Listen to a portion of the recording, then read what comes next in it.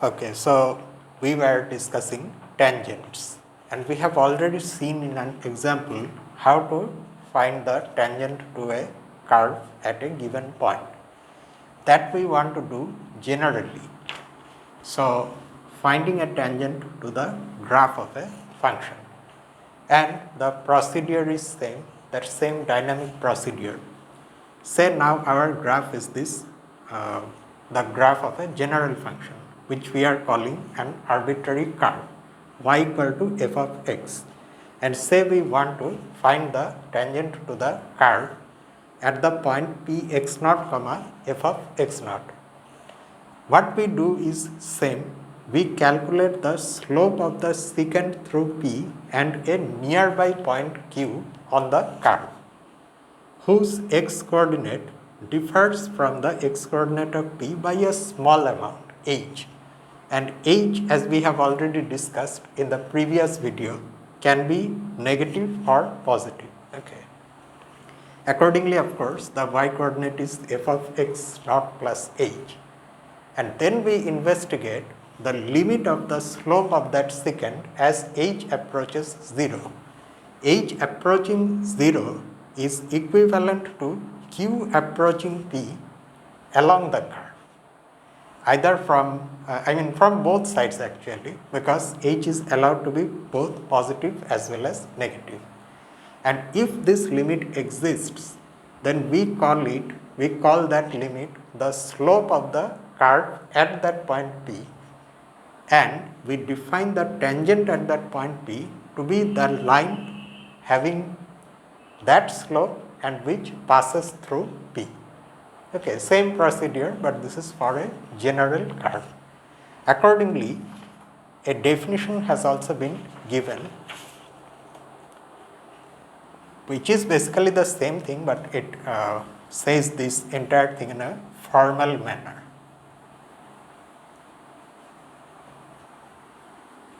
So let's see the definitions also.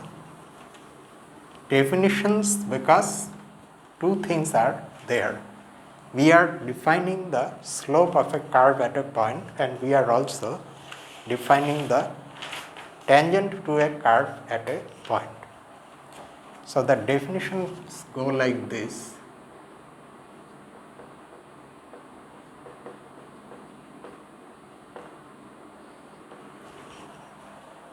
Say we have our curve y equal to fx. The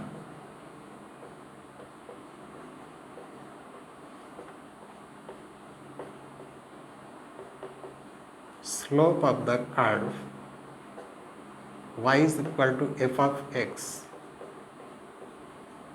at the point p x naught comma f of x naught is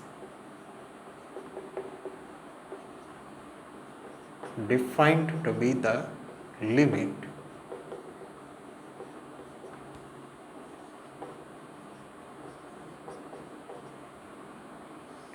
as h tends to 0 of f of x naught plus h minus f of x naught divided by h, provided the limit exists. Okay, so then this value, whenever it exists, is defined to be the slope of the curve at the point P. And when this limit exists, this is the other definition. The tangent to the curve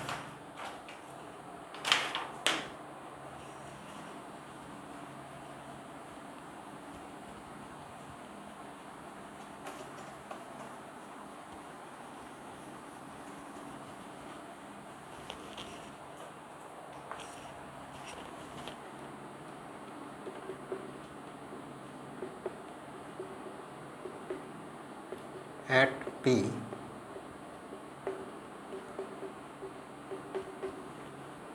is the line or is defined to be the line, that's understood because here we are defining it, is the line through P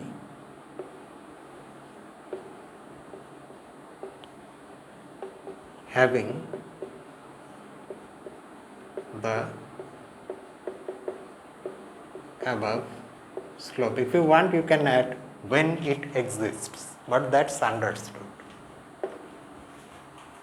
Okay, so that is the formal definition of the slope of a curve at a point, and also the formal definition of the tangent to a curve at a given point.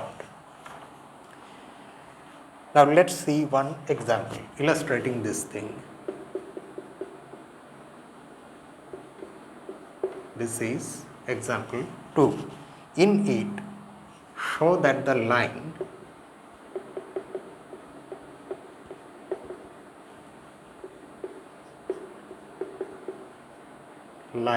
y equal to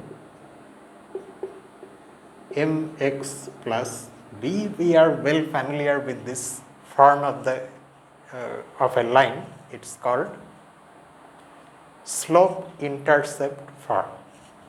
Okay, so the slope of the line is, our original curve here itself is a line which has its own slope m, and its y-intercept, which we also simply call the intercept of the line, is b. Show that the line is its own tangent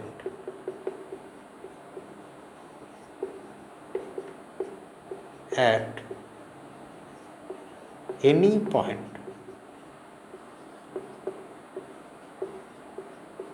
on it.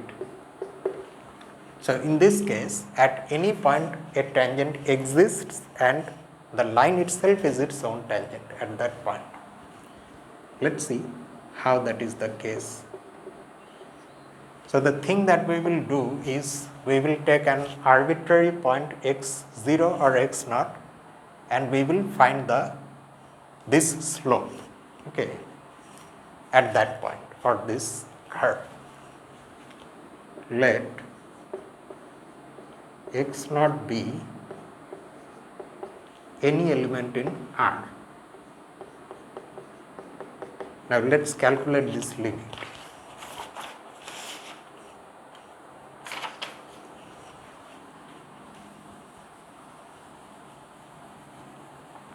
In the text, these things have been done in steps. We can, however, do it at once. Whatever we do here, if you feel that is too much for you, you can divide that into steps for your own understanding. Okay.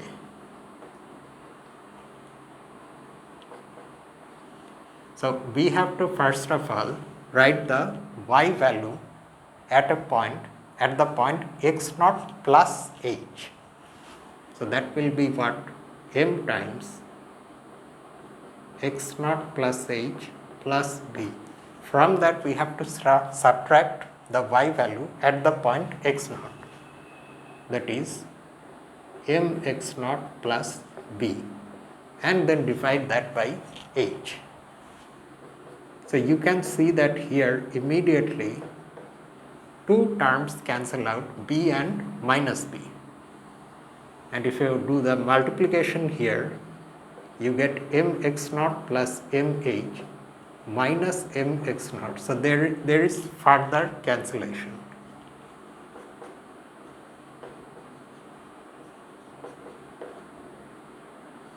Okay, and you get mh divided by h, because h is not actually equal to 0.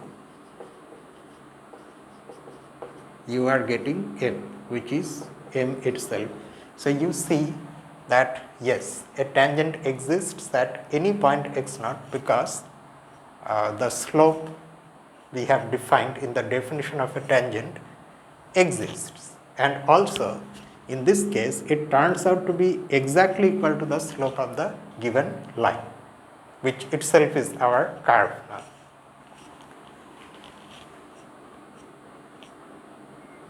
So, what shall I write here? Should I write that tangent exists? But that is understood. No. So instead, let's find an equation for the tangent. So the tangent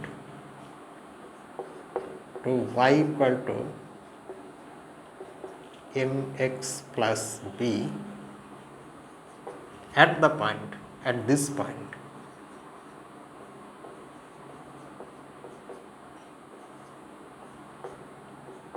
is alright. So now what form of equation are we going to write?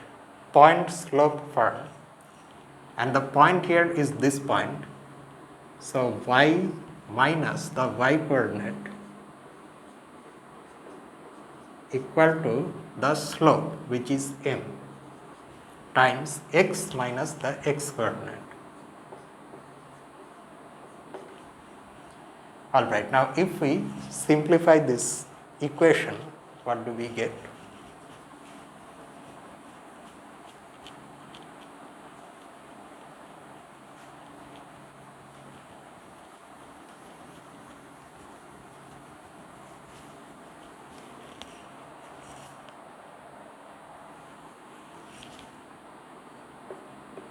See, there is a tendency in such a situation to write this implication sign. However, because we are just dealing with this equation and we do not really want to change it, so you use double implication. But make sure that whatever you are going to write here in place of this, you should not only be able to get that from this, but you should be able to go back also. Because if not, then you have changed the original equation into something else, which may not represent the same curve. In our case, the curve is a straight line. Okay, so keep that in mind. So what are we getting here? Minus mx naught plus b is equal to mx minus mx naught. So after a cancellation, you get y plus, now I think, okay, see, I made a mistake. Yeah, this is why we should be careful. This will be minus b. But anyway, we have minus b equal to mx, which is equivalent to y equal to mx plus b. So we get the original equation back, and that's why this itself is its own tangent at any point x naught. That's the thing.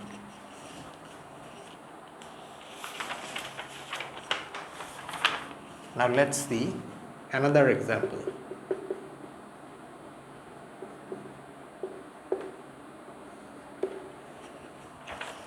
Example 3. It has 3 parts.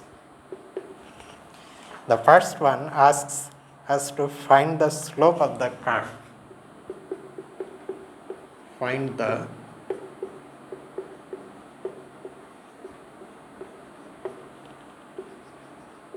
slope of the curve y equal to 1 over x at x equal to a, and you have to understand that a is non-zero, okay, because you cannot put 0 here. That is understood. Although nothing has been mentioned explicitly, but that's understood. B. Where does the slope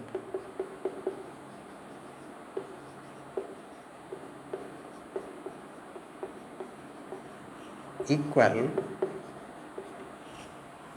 minus 1 over 4? So we have to find points on the curve, whatever curve this is, at which the slope equals minus 1 over 4. And then there is a part C also. What happens to the tangent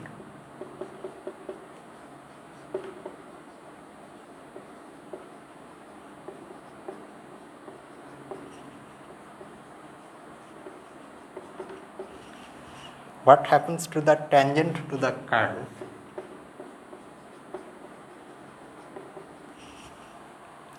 at the point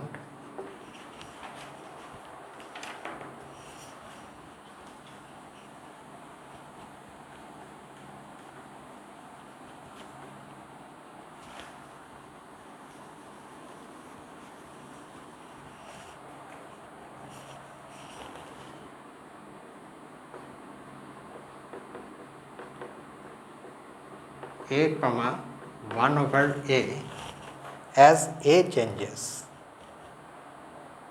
Yes, as a changes up, but again, of course, keeping in mind that a is not allowed to be 0. Okay, so let's now answer these one by one, but just give me a moment.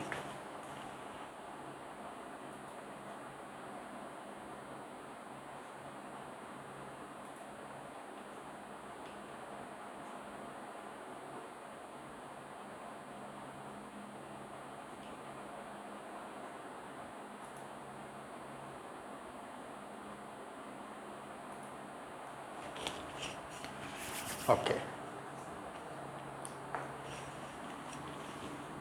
So let's see the solution. In part A, we have been asked to find the slope of this curve at the point x equal to a. So we know what to do. We consider this limit. Okay. Now, what is it that we have to, oh sorry, what, see, this is not what I should write. No, I should write h approaching 0 and the y value at the point a plus h. That means this. From that I have to subtract the y value at the point a and divide that by h. I mean, if you want, you can write it in terms of x and a, but why do that when we have already something set up for us? No need to make this more complicated than it needs to be. Alright, so now if you do the calculation, you will get ha times a plus h, and here you are going to get a minus h, that is a minus of a plus h. So that gives you what? A minus h. If you want, you can remove this step because it is just something we can see.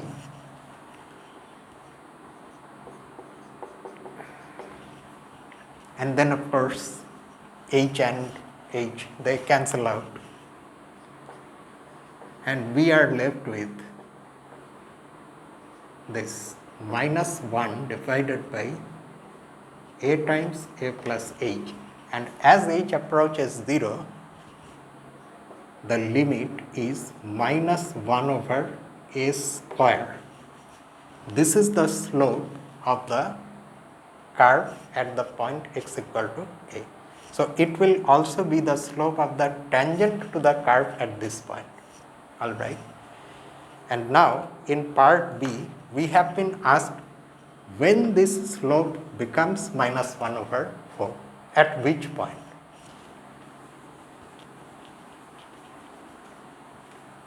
Whatever you need to write, I mean, see, if you are formally writing a solution, this is not how you should write. You should at least write some things. So those things, of course, I leave to you. It's just something you can write. You have to write all the things properly. Never do this in a formal solution. Without writing anything, you just simply start doing the calculation. That's a very bad thing. But here, for the sake of time and our understanding, we just leave those parts and see the main thing. Okay, so now we want Here also I am being extremely informal in simply just starting the calculation. Here we want this,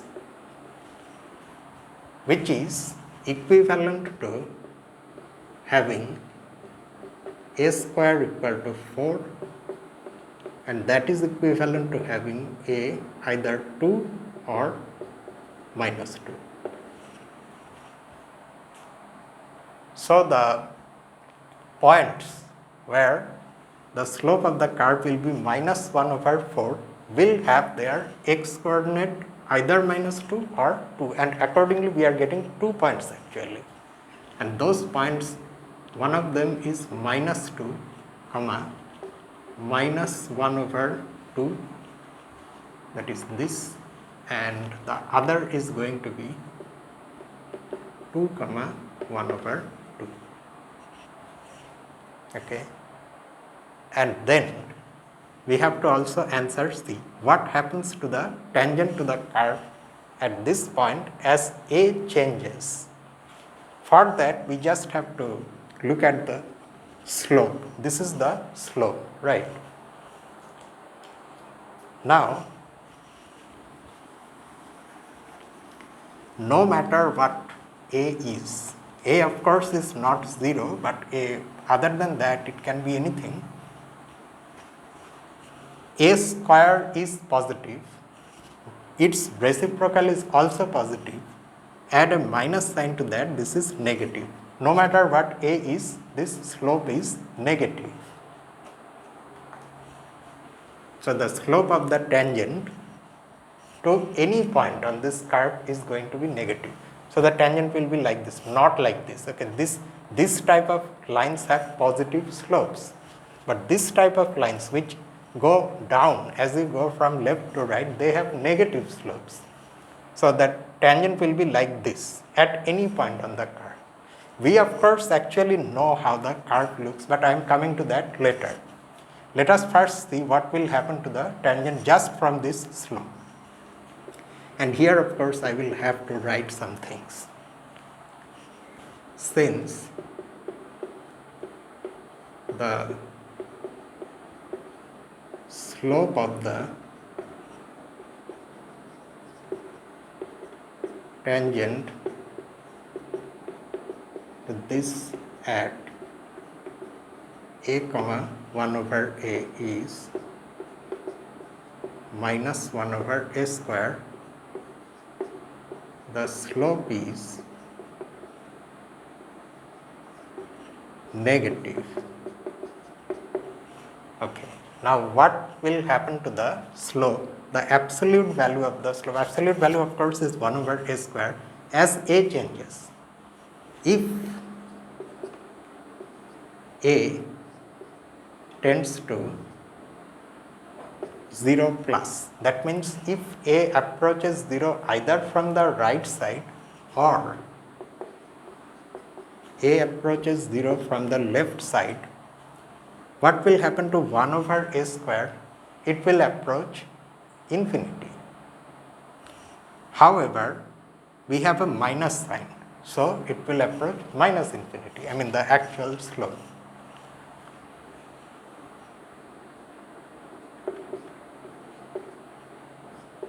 This approaches plus infinity. What does that mean?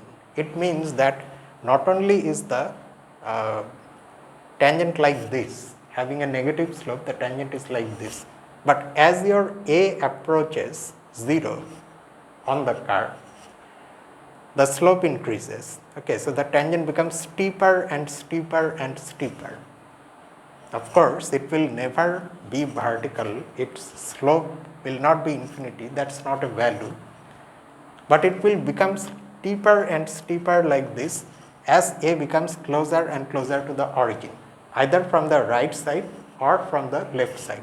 These remarks that can be made simply from what the slope is will become more clear when we draw the graph that we are going to do. And if A approaches infinity or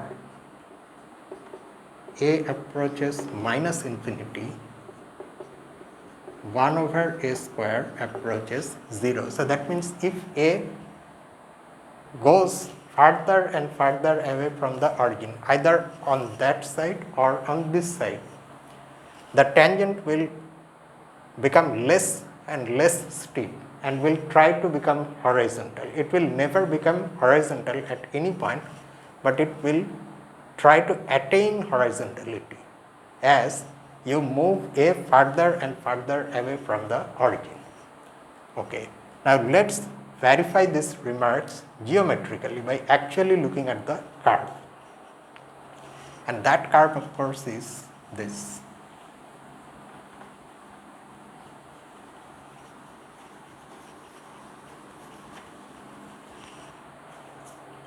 Roughly we can draw the shape of the curve.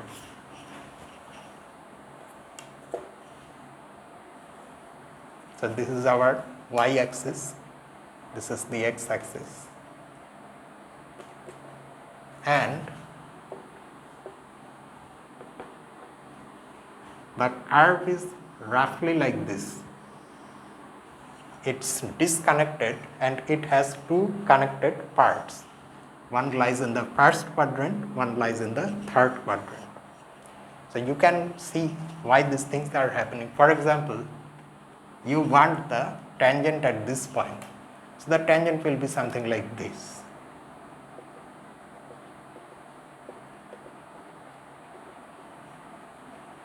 Okay. So this is your A. Another value of, and you can imagine what will happen if you move A towards that side. The tangent will be like this. So it is trying to attain horizontality. However, if your A is closer to the origin, then your tangent is this.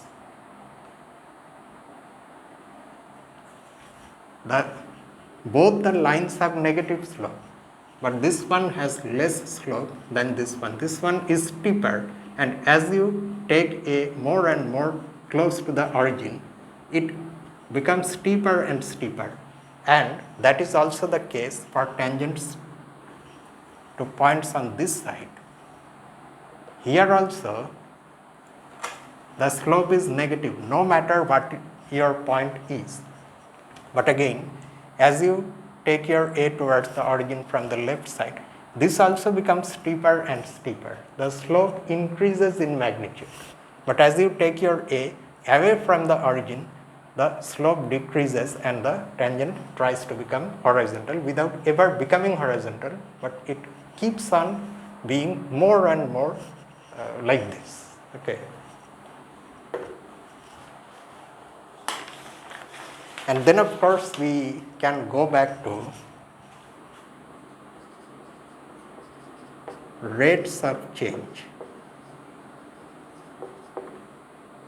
This is something with which we actually started the idea of limit. If you recall, in the beginning we considered an example in that a stone was dropped from a 150 feet cliff, and we were asked some questions about its average speed, and at one point we tried to find the speed of the falling rock at a given instant, say at t equal to 1 second. Exactly when the clock hits 1 second mark, starting from when you dropped the stone, at that instant what is the speed?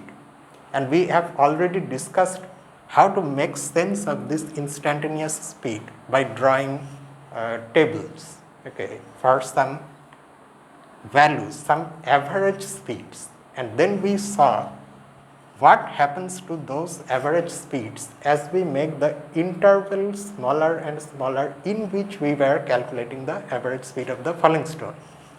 And we arrived at a conclusion that these average speed values approach a given value. That's how actually we started the notion of limits. But at that time where we were having this conversation, having this discussion, we did not have the actual tool, the limit notion, but now we have. So we can go back to that example and answer one question. We have also seen one more thing in the very beginning itself, that when such a stone is dropped, then in the first t seconds it falls by 16 t square feet. So we already know, we already have a function. So we can apply our notion of limit and answer this. Here is an example, which is a continuation of those example 1 and 2 from section 1.1.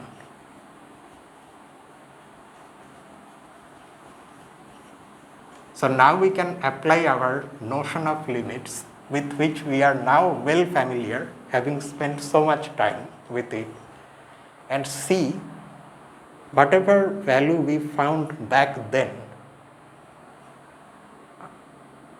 are we going to find the same value now using our notion of limits?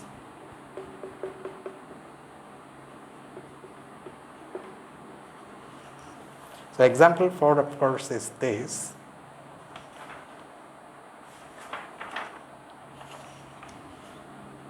So I am not writing whatever we wrote back then about this example. We know what is going on. The rock is falling and it falls this much distance in the first t seconds of its fall.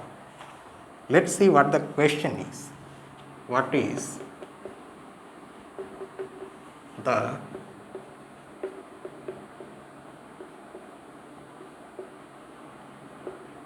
instantaneous speed at t equal to 1 second? What is the speed at that instant? And we know what to do. We just have to find this limit.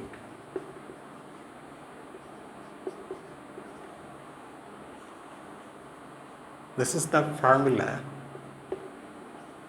At 1 plus h second, where h of course is going to be either positive or negative and is approaching 0, it falls 16 times 1 plus h square feet. From that, if we subtract this, 1 square, and divide that by h, the length of the time interval, this is actually the average speed without the limit for some given value of h. But then as h approaches 0, this becomes the instantaneous speed. So let's calculate this limit.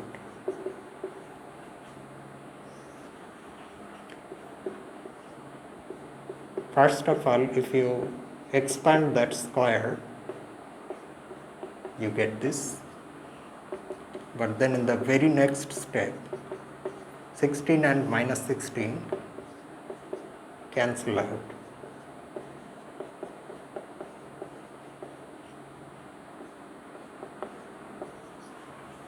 And we are left with what?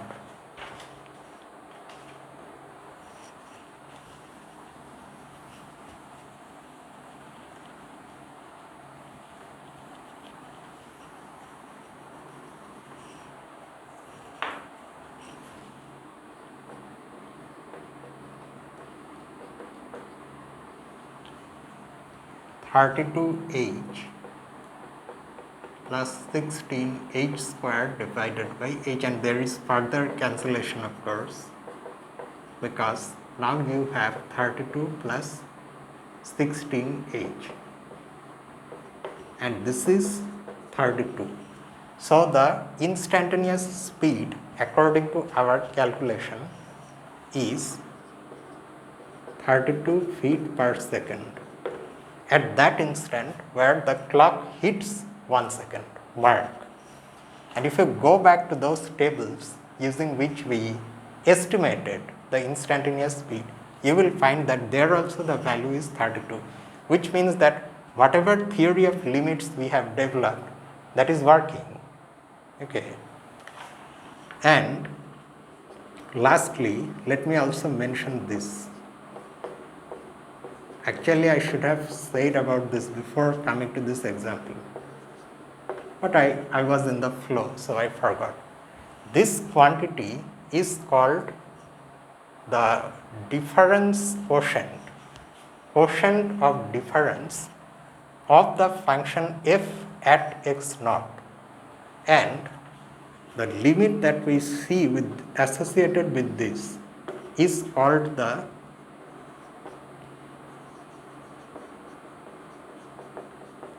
derivative of f at x naught. And when we are talking about tangents, this derivative becomes the slope of the tangent if it exists.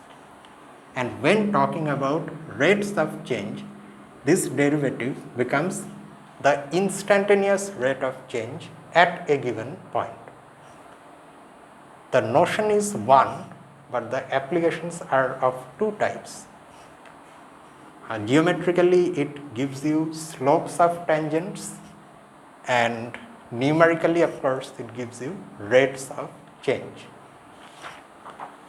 So with this section ends, and then of course we have many exercises which we will solve next week.